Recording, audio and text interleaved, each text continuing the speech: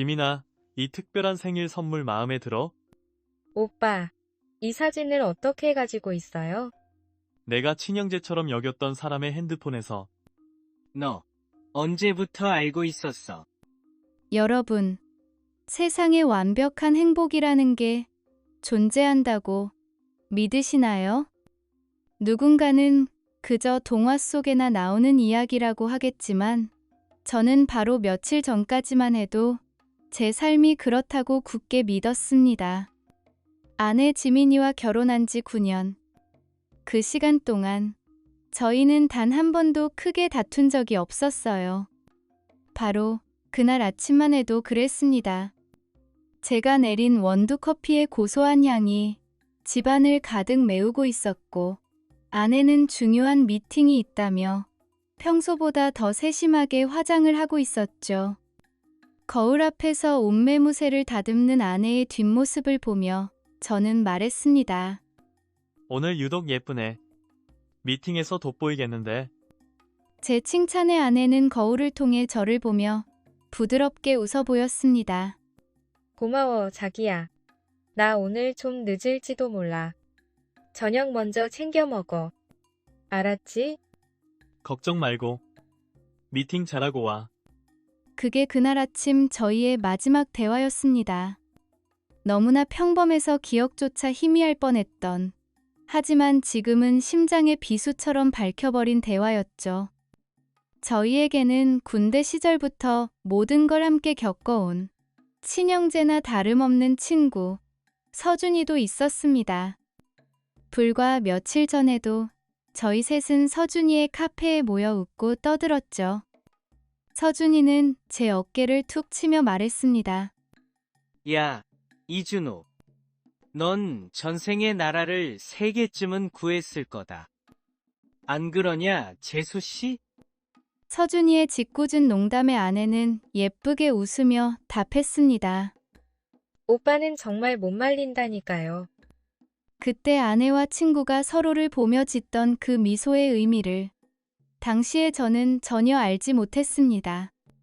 그냥 제 인생은 그렇게 완벽하게 보호받고 있다고, 한치의 오차도 없는 프로그램처럼 안정적이라고 믿어 의심치 않았습니다. 하지만 여러분, 완벽해 보이는 것일수록 균열은 더 깊고 어두운 곳에서 시작되더군요. 비극은 유난히 하늘이 흐렸던 수요일 오후 3시에 시작되었습니다. 저는 평소처럼 공유 오피스에서 복잡한 코딩 작업에 몰두하고 있었어요. 수만 줄의 코드가 얽힌 화면을 뚫어져라 쳐다보며 마지막 디버깅을 하던 바로 그 순간, 제 노트북 화면이 파랗게 변하더니 픽하는 절망적인 소리와 함께 암흑으로 변해버렸습니다. 옆자리에서 일하던 동료가 제 쪽을 돌아봤습니다. 준호 씨, 무슨 일이에요? 얼굴이 하얗게 질렸는데. 아, 컴퓨터가 그냥 나가버렸어요. 지난 일주일치 작업이 전부. 저런, 백업은 해뒀어요? 네, 집에 백업용 하드디스크가 있어요. 지금 당장 가봐야겠습니다. 저는 거의 정신없이 짐을 챙겨 그곳을 뛰쳐나왔습니다. 머릿속은 오직 하나, 서재 금고 안에 있는 작은 하드디스크 생각뿐이었어요. 아내에게 전화를 할까 잠시 망설였지만 중요한 미팅 중일 아내를 방해하고 싶지 않았습니다. 걱정시키기도 싫었고요. 그렇게 차를 몰아 집으로 향하는 길, 급했던 마음이 조금 진정되자 다른 생각이 들었습니다. 이왕 이렇게 된 거 아내를 깜짝 놀라게 해줄까? 마침 집 근처에 지민이가 제일 좋아하는 치즈케이크 가게가 있었거든요. 그 가게에 들러 아내가 좋아할 모습을 상상하니 저도 모르게 입가에 미소가 번졌습니다. 그게 제 순수했던 시절에, 아무것도 몰랐던 시절의 마지막 미소였다는 걸 그때의 저는 정말 꿈에도 몰랐습니다. 현관문 비밀번호를 누르고 집 안으로 들어서는 순간 저는 온몸으로 느껴지는 어색한 공기에 그 자리에 우뚝 멈춰 섰습니다. 무언가 달랐어요. 평소 아내가 틀어놓던 잔잔한 클래식 음악 소리도, 가끔 집에서 일할 때 들려오던 그녀의 경쾌한 키보드 소리도 들리지 않았습니다. 늘 현관까지 마중 나오던 아내의 향수 냄새 대신 텅 빈 공간에 차가운 공기가 저를 맞이했죠. 숨이 막힐 듯한 정적이었습니다. 저는 마른 침을 삼키며 가방을 소파 위에 내려놓고 혹시나 하는 마음에 서재로 향하려 했습니다. 바로 그때였습니다. 제 귀에 아주 희미하지만 선명한 소리 하나가 잡혔습니다. 바로 욕실에서 끊임없이 흘러나오는 물소리였어요. 아, 지민이가 일찍 퇴근해서 씻고 있나 보네. 오늘 미팅 때문에 피곤했나 보다. 저는 그렇게 정말 아무렇지도 않게 생각하려 애썼습니다. 하지만 제 발걸음은 저도 모르게 욕실 쪽으로 향하고 있었죠. 그리고 복도를 반쯤 지났을 때 제 모든 사고를 정지시키는 소리가 들려왔습니다.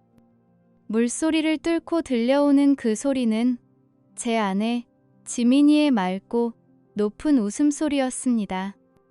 오랜만에 듣는 저렇게까지 행복하고 거리낌 없는 웃음소리였습니다. 그리고 그 웃음소리에 화답하는 낯설지만 나직한 남자의 중저음 목소리. 세상의 모든 소리가 사라졌습니다. 제 귀에는 오직 그 두 사람의 목소리와 제 심장이 미친 듯이 쿵쾅거리는 소리만 들렸습니다. 잘못 들었나? TV 소리인가? 아니, TV는 꺼져 있다. 그럼 누구지? 머릿속이 하얗게 비어버렸습니다. 보이지 않는 거대한 손이 제 심장을 차갑게 움켜쥐고 비트는 듯한 고통이 온몸으로 퍼져나갔습니다. 저는 숨쉬는 법마저 잊어버린 채 한 걸음 또 한 걸음, 마치 발에 거대한 돌덩이라도 매단 것처럼 무겁게 욕실문 앞으로 다가갔습니다. 저는 원래 질투심 같은 감정과 거리가 먼 사람이었어요. 아내를 믿었고 제 삶을 믿었으니까요. 하지만 지금 이 순간 제 온몸의 세포 하나하나가 비명을 지르고 있었습니다. 위험 신호를, 아주 끔찍한 무언가가 벌어지고 있다는 신호를 보내고 있었죠. 문 앞에 거의 다다랐을 때 대화 소리는 더 선명해졌습니다. 명확한 단어들은 물소리에 뭉개져 들리지 않았지만 그 다정한 말투, 서로에게만 허락된 듯한 은밀한 분위기, 그리고 간헐적으로 터져나오는 아내의 교태 섞인 웃음소리는 수만 마디의 단어보다 더 확실한 증거가 되어 제 가슴을 난도질했습니다. 등골을 타고 오싹한 한기가 뱀처럼 기어올랐습니다. 저는 거실과 복도를 가르는 벽 뒤에 그림자처럼 몸을 숨기고 석상처럼 굳어버렸습니다. 아마 그때였을 겁니다. 제가 너무 긴장한 나머지 발을 헛디디며 구두굽으로 바닥을 살짝 쿵 하고 찍었던 것이, 그 미세한 소리에 반응하듯 욕실 안의 모든 대화와 웃음소리가 칼로 자른 듯 뚝 끊겼습니다. 여러분, 그때의 그 정적을 아시나요? 모든 것이 멈춘 그 침묵 속에서 오직 세차게 쏟아지는 물소리만이 오히려 괴물처럼 거대해져 제 귀를 먹먹하게 만들었습니다. 극심한 혼란과 알고 싶지 않다는 공포, 하지만 동시에 모든 것을 확인해야 한다는 병적인 호기심이 저를 덮쳤습니다. 이대로는 미쳐버릴 것 같았어요. 저는 유령처럼 소리 없이 발코니로 향했습니다. 차가운 유리 손잡이를 잡는 제 손이 사시나무처럼 떨리고 있었죠. 그 각도라면 욕실의 불투명한 유리창을 정면으로 볼 수 있었기 때문입니다. 그리고 저는 보고야 말았습니다. 뜨거운 김이 서린 유리창 너머로 어른거리는 두 개의 검은 그림자를. 하나는 목욕 가운을 걸친 듯한 가녀린 실루엣의 제 아내 지민이가 분명했습니다. 그리고 나머지 하나는 아내의 어깨에 다정하게 팔을 두르고 있는 저보다 키가 훌쩍 큰 남자의 그림자였습니다. 아, 하고 짧은 탄식이 저도 모르게 터져 나왔습니다. 발밑에 세상이 통째로 꺼져내리는 기분이었습니다. 문득 아까 들었던 그 남자의 웃음소리가 뇌리를 다시 한번 스치며 소름 끼치도록 익숙하게 느껴졌습니다. 이성을 잃은 혼란 속에서도 누구인지 정확히 짚어낼 수는 없었지만 그 섬뜩한 익숙함이 저를 더 깊은 절망의 나락으로 몰아넣었습니다. 바로 그 순간이었습니다. 제 안에서 용암처럼 들끓던 분노와 배신감을 얼음처럼 차가운 무언가가 억누르기 시작했습니다. 그것은 바로 제 직업병과도 같은 프로그래머로서의 냉철한 이성이었습니다. 지금 당장 문을 부수고 쳐들어가서 소리를 지르고 모든 것을 뒤엎는 것은 가장 어리석은 짓이다. 감정이란 변수를 배제하고 오직 팩트라는 데이터만 수집해야 한다. 섣불리 쳐들어가 봤자 돌아오는 건 교묘한 변명과 히스테리, 그리고 혼란스러운 싸움뿐일 터. 저에게 필요한 것은 감정적인 폭발이 아니었습니다. 저에게는 증거가, 그들이 절대로 빠져나갈 수 없는 명백하고도 확실한 진실이 필요했습니다. 저는 잠시 뒤로 물러나 얼음장 같아진 손으로 심장을 짚으며 길게 심호흡을 했습니다. 분노로 터져버릴 것 같은 머릿속을 억지로 식혔습니다. 지금은 연기를 해야 할 때다. 저는 다시 현관 앞으로 돌아가 일부러 손에 들고 있던 열쇠 꾸러미를 타일 바닥 위로 떨어뜨렸습니다. 쨍그랑 하는 날카로운 소음이 고요한 아파트에 울려 퍼졌습니다. 그리고 저는 제 생에 가장 완벽한 연기를 하며 최대한 아무렇지 않은 평소와 같은 목소리를 가장하며 외쳤습니다. 자기야, 나왔어. 그 즉시 아파트 안에서 혼란스러운 소음들이 터져 나왔습니다. 우당탕탕, 허둥지둥 뛰어다니는 발소리, 무언가 유리로 된 물건이 바닥에 떨어져 날카롭게 깨지는 소리, 그리고 잠시 후 욕실 쪽 베란다에서 쿵 하는 아주 크고 묵직한 소리가 들려왔습니다. 마치 무거운 짐짝이라도 떨어진 듯한 소리였죠. 몇 초라는 시간이 영원처럼 흐른 뒤 욕실 문이 열리고 지민이가 나타났습니다. 머리카락은 채 마르지 않은 채 축축했고 목욕 가운은 허둥지둥 여민 듯 살짝 비뚤어져 있었습니다. 그녀의 얼굴은 시체처럼 창백했지만 제게는 억지 미소를 지어 보이고 있었어요. 어쩐 일이야, 자기? 이렇게 일찍 오고. 그녀의 목소리는 미세하게 떨리고 있었습니다. 하지만 저는 대답 대신 그녀를 그대로 스쳐 지나갔습니다. 제 눈은 오직 그녀 뒤에 욕실 문에 고정되어 있었죠. 얼어붙은 아내를 뒤로하고 욕실로 들어선 순간 저는 확신했습니다. 늘 굳게 잠겨있던 그 창문이 활짝 열려 있었습니다.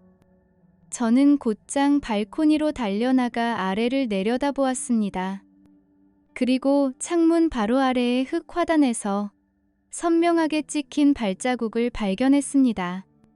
젖은 흙 위에 깊게 파인 운동화 자국.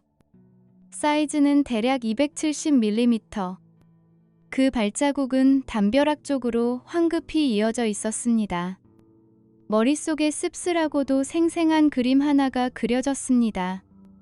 제 가장 친한 친구 서준이가 침대 시트를 찢어 만든 허술한 밧줄을 타고 허둥지둥 창문 밖으로 기어 내려오다 덤불 속으로 처박히는 모습이. 그날 밤 저는 잠들지 못했습니다. 지독한 피로감을 연기하며 일찌감치 침대에 누웠지만 정신은 그 어느 때보다 또렷했죠. 저는 죽은 듯이 잠든 척하며 제 옆에서 아무것도 모른다는 듯 새근새근 잠든 아내의 숨소리를 들었습니다. 그 평온한 숨소리 하나하나가 제 고막을 찢는 것 같았습니다. 다음 날 아침 아내가 출근하자마자 저는 다시 어제의 현장으로 향했습니다. 화단 아래 덤불 속을 뒤지기 시작했죠. 그리고 몇 분 뒤 제 손끝에 차갑고 딱딱한 물체가 닿았습니다. 스마트폰이었습니다. 그리고 그걸 보는 순간 저는 숨을 멈췄습니다. 제가 작년 생일 선물로 직접 디자인해서 선물했던 바로 그 독특한 수제작 나무 케이스. 서준이의 핸드폰이었습니다. 제 서재 안에서 배신당한 남편 이준호는 사라졌습니다. 그 자리엔 오직 냉정하고 집중력 높은 프로그래머만이 남아 있었죠. 제 기술로 친구의 낡은 스마트폰 보안을 뚫는 것은 그리 어려운 일이 아니었습니다. 그리고 잠금 화면이 풀리는 순간 제 눈앞에 지옥이 펼쳐졌습니다. 비밀의 둥지라고 이름 붙여진 두 사람만의 비밀 채팅 앱. 그 안에는 수백 개의 역겨운 메시지들이 가득했습니다. 은밀한 만남을 계획하는 내용들, 서로를 부르는 애칭들, 저에 대해선 단 한 번도 보여준 적 없는 뜨거운 말들이 화면을 가득 채우고 있었죠. 그리고 결정적인 한 방, 셀카 사진 한 장이 있었습니다. 지민이와 서준이가 머리를 맞댄 채 환하게 웃고 있는 사진. 그 배경은 바로 어제 제가 집에 돌아오기 불과 몇 분 전에 바로 이 거실에서 찍은 사진이었습니다. 이보다 더한 모욕은 없었습니다. 하지만 저는 멈추지 않았습니다. 저는 제 손으로 직접 설치했던 현관에 스마트 보안 카메라 녹화 기록을 확인했습니다. 그리고 모든 것을 알게 되었습니다. 서준이는 아내가 쉬는 날이라고 제게 말했던 날들마다 주기적으로 저희 집을 드나들었습니다. 카메라에는 그 모든 행적이 시간대별로 기록되어 있었습니다. 심지어 다음 달 두 사람이 제주도의 고급 펜션으로 단둘이 여행을 갈 계획까지 세워두었더군요. 이 모든 진실은 제 상상보다 훨씬 더 잔인했습니다. 이것은 실수가 아니었습니다. 지난 6개월간 제 코앞에서 치밀하게 계획되고 실행된 그들만의 추악한 프로젝트였습니다. 저는 탐정을 고용하지 않았습니다. 그럴 필요가 없었죠. 제 손에는 이미 그들의 죄를 입증할 모든 증거, 즉 그들의 세계를 남김없이 파괴할 무기가 들려 있었으니까요. 제 안에서 용암처럼 들끓던 분노는 며칠 사이에 차갑게 식어 이제는 날카로운 얼음 조각이 되어 제 심장에 박혀 있었습니다. 그들에게 쉬운 끝을 선물할 생각은 추호도 없었습니다. 그들이 제 세상을 무너뜨렸듯 저 또한 그들의 위선적인 세상을 모든 이가 보는 앞에서 가장 잔인한 방식으로 무너뜨릴 것이었습니다. 그리고 완벽한 심판의 날이 찾아왔습니다. 바로 아내 지민이의 37번째 생일 파티가 열리는 날이었죠. 장소는 바로 우리의 집, 그들의 미래 장소였던 바로 그 아파트였습니다. 거실은 향기로운 음식과 와인, 그리고 사람들의 웃음소리로 가득 차 있었습니다. 화려한 드레스를 입은 지민이는 그날의 주인공답게 누구보다 밝게 빛나며 친구들과 담소를 나누고 있었어요. 곧 자신의 비극 무대에 오를 주연 배우라는 사실은 꿈에도 모른 채 말이죠. 그리고 제 친구 박서준. 그놈은 제 어깨에 아주 자연스럽게 팔을 두르며 세상 가장 다정한 목소리로 말했습니다. 야, 준호야. 아직도 내 아내만 보면 심장이 뛰냐? 9년이나 됐는데도 이렇게 예쁘면 반칙 아니냐고. 저는 그저 희미하게 웃어 보였습니다. 잠시 후 지민이의 한 친구가 와인잔을 높이 들고 외쳤습니다. 자, 다들 주목. 우리의 아름다운 지민이의 37번째 생일을 다 함께 축하합시다. 지민아, 생일 축하해. 모두의 축하가 쏟아지고 파티 분위기가 절정에 달했을 때 지민이가 제게 다가와 조용히 속삭였습니다. 자기, 아까부터 왜 이렇게 말이 없어? 어디 안 좋아? 저는 아내의 눈을 똑바로 바라보며 대답했습니다. 제 목소리는 기이할 정도로 평온했죠. 아니, 괜찮아. 그냥 내 생일을 어떻게 하면 가장 잊지 못할 순간으로 만들어줄 수 있을까 생각하고 있었어. 저는 그렇게 말하며 조용히 리모컨을 집어들었습니다. 그리고 외쳤습니다. 자, 여러분. 잠시만 주목해 주시겠어요? 제 아내를 위해 제가 준비한 특별한 선물이 있습니다. 모두의 시선이 집중된 가운데 거실 벽을 가득 채운 대형 TV 화면이 순간 검게 변했습니다. 몇 년간의 행복했던 우리 추억을 보여주던 슬라이드 쇼가 멈춘 것입니다. 사람들이 웅성거리기 시작했습니다. 왜 저러지? 기계 고장인가? 그리고 다음 순간 화면에는 지민이와 서준이가 머리를 맞댄 채 환하게 웃고 있는 셀카 사진이 거대하게 떠올랐습니다. 너무나 선명하고 너무나 파렴치한 변명의 여지가 없는 모습이었죠. 파티장은 순식간에 찬물을 끼얹은 듯 조용해졌습니다. 사람들의 얼굴에서 웃음기가 사라지고 당혹감과 의심이 떠오르기 시작했습니다. 준호야. 이게 뭐야? 당장 꺼. 제발 당장 끄라고. 야, 이준호. 이게 무슨 장난이야. 재미없다. 어서 꺼. 장난?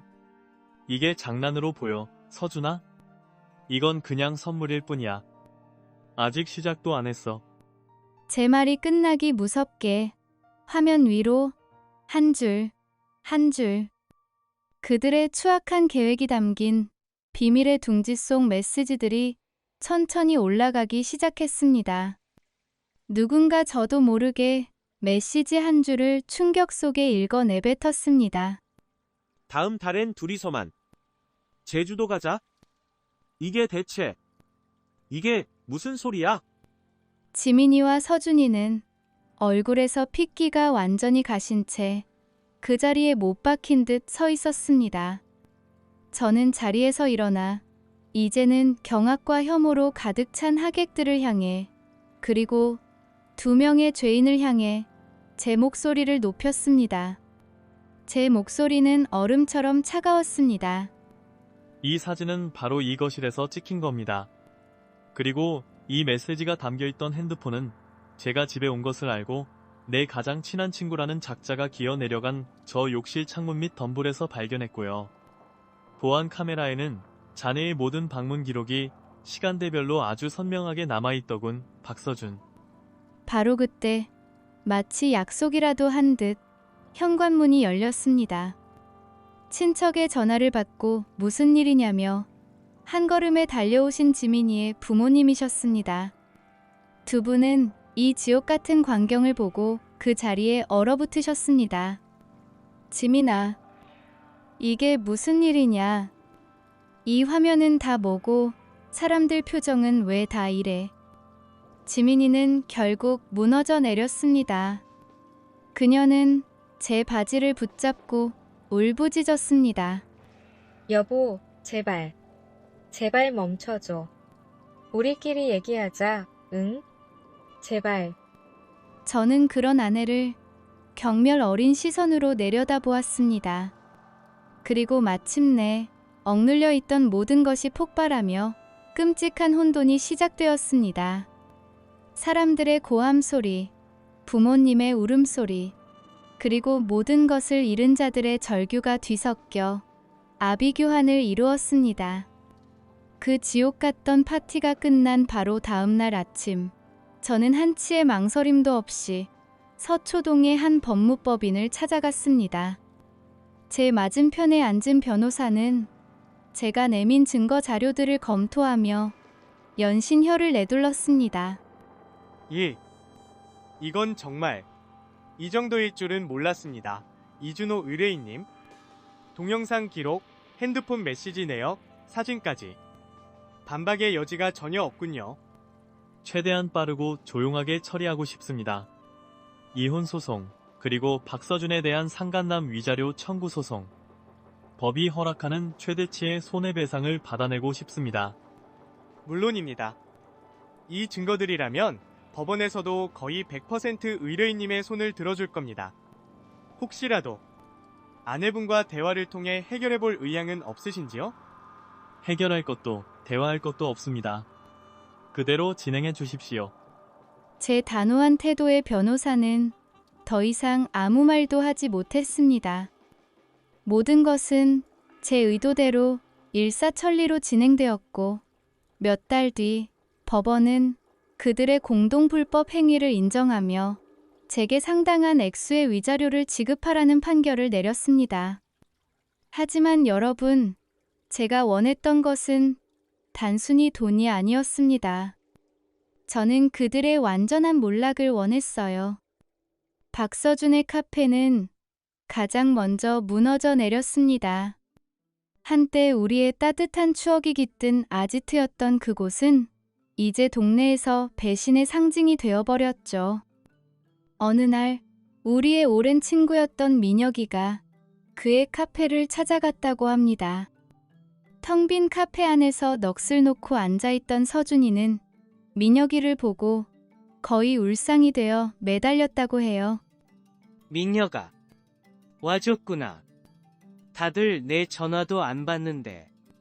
이거 오해야. 정말이야. 준호 놈이 미쳐서. 서준의 말을 차갑게 자르며 오해? 우리 눈으로 직접 본 건 뭔데? 서준아, 화면에 떠있던 그 메시지들은 뭔데? 어떻게 네 가장 친한 친구한테, 네가 형제라고 부르던 사람한테 그런 짓을 할 수가 있어? 아니야. 그건 조작된 거야. 제발 내 말 좀 믿어줘. 응? 우리 친구잖아. 난 내 눈을 믿어. 그리고 넌 이제 내 친구 아니야? 우리 모두에게 다신 연락하지 마라. 그 말을 끝으로 민혁이가 돌아선 뒤 서준이는 그 자리에 주저앉아 한참을 울었다고 합니다. 그의 카페는 결국 몇 달 버티지 못하고 임대문이라는 쓸쓸한 종이 한 장만을 남긴 채 문을 닫았습니다. 제 전 아내 김지민 또한 혹독한 대가를 피할 수 없었습니다. 그녀가 몸담고 있던 패션 업계는 특히 이미지와 평판에 민감한 곳이었으니까요. 어느 날 오후 그녀는 회사의 이사실로 불려갔습니다. 김지민 팀장. 지금 여러 커뮤니티에 김 팀장 사생활 문제가 어떻게 퍼지고 있는지 알고 있겠지. 우리 브랜드 이름과 함께 말이야. 이사님, 그건 제 사적인 문제입니다. 제 업무 능력과는 아무 상관이 없습니다.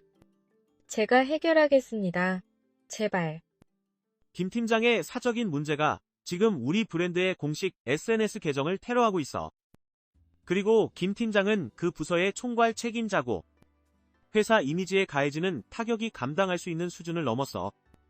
이사회에서는 김 팀장이 스스로 사직서를 제출하는 편이 가장 좋겠다는 결론을 내렸네. 그건 해고나 다름없지 않습니까? 조용히 나갈 기회를 주는 걸세. 회사가 해줄 수 있는 최선의 배려야. 그렇게 그녀는 한때 자신의 모든 것이었던 커리어를 잃었습니다. 나중에 들은 이야기지만 그녀의 부모님마저도 그녀에게 등을 돌렸다고 합니다. 어느 날 밤, 그녀가 울며 어머니에게 전화를 걸었을 때 돌아온 것은 얼음장 같은 목소리뿐이었다고 해요. 당분간 연락하지 마라, 지민아. 내 아버지는 내 얼굴도 보기 싫다 하신다. 어떻게 집안에 이런 망신을 줄 수가 있어? 우린 너한테 할 말 없다. 남편, 커리어, 명예, 친구, 그리고 마지막 보루였던 가족까지. 그녀는 자신의 선택으로 인해 인생의 모든 것을 잃었습니다. 그들이 함께 쌓아 올린 위태로운 모래성은 진실의 파도 앞에서 힘없이 쓸려 내려간 것입니다. 모든 법적 절차가 끝난 후 저는 그 집을 팔았습니다. 더 이상 그곳에서 살 수 없었어요. 그 집의 모든 공간에는 배신의 흔적이 유령처럼 떠다녔습니다. 서준이 허둥지둥 기어 내려가던 그 욕실 창문, 그리고 한때 제게 세상의 전부였던 아내의 거짓된 웃음소리가 배어있는 거실. 그 모든 기억이 저를 올가매는 족쇄 같았습니다. 저는 한강이 정면으로 내다보이는 작은 오피스텔을 새로 구했습니다. 예전 집보다 크기는 작아졌지만 대신 커다란 창으로 아침 햇살이 가득 들어오는 밝은 곳이었죠. 저는 제 손으로 직접 집을 꾸몄습니다. 미니멀리즘 스타일로 과거의 흔적이 담긴 모든 불필요한 것들을 제 손으로 직접 버렸습니다. 텅 빈 공간을 새로운 희망으로 채우고 싶었거든요. 저는 일에 미친 듯이 몰두했습니다. 배신의 아픔을 동력으로 삼았죠. 밤낮 없이 코드와 씨름했고 몇 달 뒤 마침내 새로운 보안 애플리케이션 하나를 성공적으로 개발해 시장에 내놓았습니다. 제 상처에서 태어난 그 앱은 아이러니하게도 많은 사람들의 신뢰를 지켜주는 프로그램이 되어 좋은 반응을 얻었습니다. 저는 저 자신을 위한 시간도 갖기 시작했습니다. 주말마다 혼자 산에 올랐어요. 땀을 뻘뻘 흘리며 가파른 산길을 오르다 보면 머릿속을 가득 채웠던 잡념들이 사라지곤 했습니다. 그리고 마침내 정상에 서서 제 발 아래 펼쳐진 드넓은 세상을 내려다보며 맑은 공기를 폐부 깊숙이 들이마시는 순간, 저는 오랜 시간 잊고 지냈던 평온함이 제 마음속에 차오르는 것을 느꼈습니다. 여러분, 그때의 그 해방감을 아마 짐작하실 수 있을까요? 저는 이번 일을 통해 많은 것을 배웠습니다. 신뢰라는 것이 세상 가장 소중하지만 또한 얼마나 연약한 것인지, 그리고 진정한 친구는 결코 등 뒤에 칼을 꽂지 않는다는 것을요. 저는 더 이상 지민이와 서준이의 미래를 궁금해하지 않습니다. 그들이 어떻게 살든 제게는 더 이상 중요하지 않은 일이 되었죠. 배신으로 쌓아 올린 관계는 결국 스스로 무너지기 마련이니까요. 그들은 그들의 대가를 치렀고 그걸로 그들과 저의 이야기는 완전히 끝났습니다. 매일 아침 제 새 집의 발코니에서 바라보는 한강의 일출은 제게 매일같이 속삭여줍니다. 아무리 길고 어두운 밤이라도 결국 해는 다시 떠오른다고 말이죠. 제 인생 또한 그렇게 새로운 장을 시작했습니다.